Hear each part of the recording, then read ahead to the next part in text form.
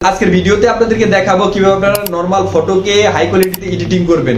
ফটোর ব্যাকগ্রাউন্ড এক ক্লিকে চেঞ্জ করে ফেলতে পারবেন আপনার মন মতো ডিএসএলআর এবং ডিএসএলআর ছাড়া যে কোনো ব্যাকগ্রাউন্ড আপনারা এখান থেকে সিলেক্ট করতে পারবেন এক ক্লিকে। তো কিভাবে করবেন আজকের ভিডিওর মাধ্যমে আপনাদেরকে দেখাবো। তো চলুন কথা না বাড়িয়ে মূল ভিডিওতে যাওয়া যাক।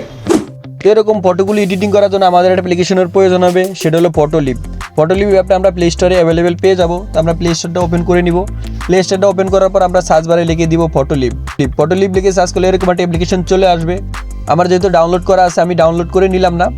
তারপর এখান থেকে আপনারা ফটোলিপ যে অ্যাপসটা আছে অ্যাপটাতে চলে আসবেন। ডাউনলোড হয়ে গেলে আপনাদের, তো আমি এখান থেকে ওপেন করে নিচ্ছি। এখান থেকে ওপেন করে নেওয়ার পর উপরে দেখবেন আপনারা এডিট ফটোতে ক্লিক করে দেবেন। এডিট ফটোতে ক্লিক করলে আপনাদের গ্যালারিতে নিয়ে আসবে। গ্যালারিতে নিয়ে আসার পর যে ফটোর ব্যাকগ্রাউন্ড আপনারা চেঞ্জ করতে চান ওই ফটোটা এখান থেকে সিলেক্ট করে দিবেন। তো আমি এখান থেকে একটা ফটো নিয়ে নিচ্ছি। তো আমি একটা ফটো নিয়ে আসছি। এই ফটোটার ব্যাকগ্রাউন্ডটা আপনাদেরকে রিমুভ করে দেখাবো বা ব্যাকগ্রাউন্ডটা চেঞ্জ করে দেখাবো এবং ডিএসএলআর করে দেখাবো। তো অনেকে দেখবেন এরকম ভিডিও বানায় বা লাস্ট পর্যন্ত আপনাদেরকে বুঝিয়ে দেখিয়ে দেয় না কীভাবে অ্যাডজাস্ট সুন্দরভাবে মিলাতে হয় বা কালারটা মিলাতে হয়। তো আমি আপনাদেরকে দেখিয়ে দিব কীভাবে আপনারা স্কিন কালারটা মিলাবেন এবং ব্যাকগ্রাউন্ড কালারটা সুন্দরভাবে মিলাবেন বা পরিবর্তন করবেন। তো এখান থেকে আমাদের চেহারাটা একটু ঝাপসা আমরা চেহারাটা আগে স্মুথ করে নিব। চেহারাটা স্মুথ করার জন্য এদিকে তিনি স্ক্রল করে এখান থেকে স্ক্রল করে আমরা একবার লাস্টে চলে আসবো। লাস্টে চলে আসলে এখানে আমরা পেয়ে যাবো ইনহ্যান্স লেখা। ইনহ্যান্সে একটা ক্লিক করে দিব।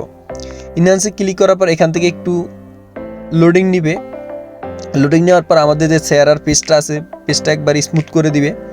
দেখতে পাচ্ছেন চেহারাটা এরকম পরিবর্তন হয়ে গেছে, আগের থেকে অনেক স্মুথ হয়ে গেছে বা আপনারা দূর থেকে বুঝতেছেন না।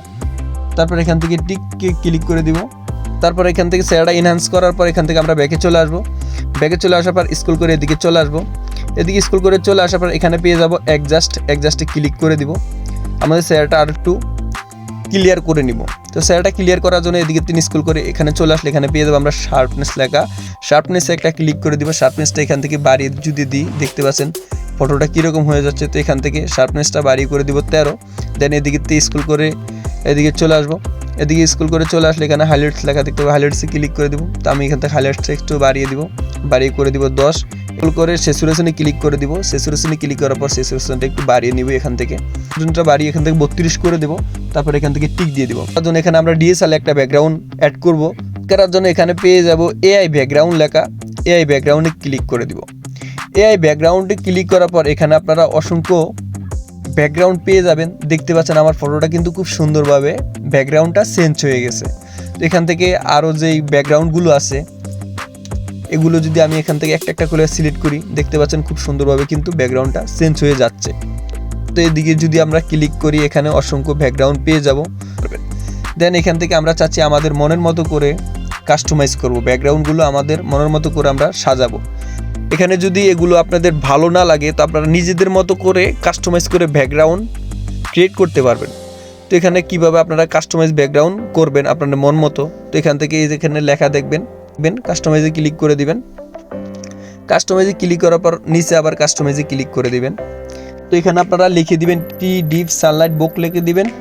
লিখে দেওয়ার পর নেক্সটে ক্লিক করে দিবেন। নেক্সটে ক্লিক করার পর আপনাদের অল্প কিছু সময় ওয়েট করবেন। তো দেখতে পাচ্ছেন খুব চমৎকারভাবে কিন্তু আমাদের ব্যাকগ্রাউন্ডটা চেঞ্জ করে দিছে বা ডিএসএলআর একবারে করে দিছে। তো এখানে যদি আপনারা কাস্টমাইজে আবার ক্লিক করে দেন, এখানে যদি কাস্টমাইজে আবার ক্লিক করেন তো দেখবেন ব্যাকগ্রাউন্ডটা আবার চেঞ্জ করে দিচ্ছে।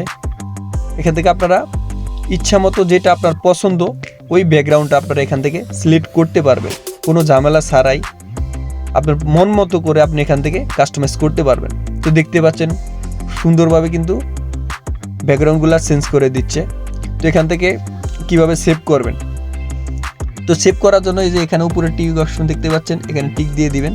টিক দিয়ে দেওয়ার পর এখানে পেয়ে যাবেন সেভ লেখা। সেভে ক্লিক করে দিলে কিন্তু ফটোটা সেভ হয়ে যাবে। তো এই ছিল আজকের এই ভিডিওটা। যদি ভিডিওটা ভালো লাগে থাকে অবশ্যই একটা লাইক করে দিবেন। আর চ্যানেলে যদি আপনি একবার নতুন হয়ে থাকেন তাহলে আমাদের এই ছোট্ট চ্যানেলটি একটা সাবস্ক্রাইব করে বেল আইকন বেলটি বাজিয়ে দিবেন যাতে এরকম ভিডিওগুলো আপনি সবার আগে পেয়ে যান। সবাই ভালো থাকবেন। আল্লাহ হাফেজ, বাই।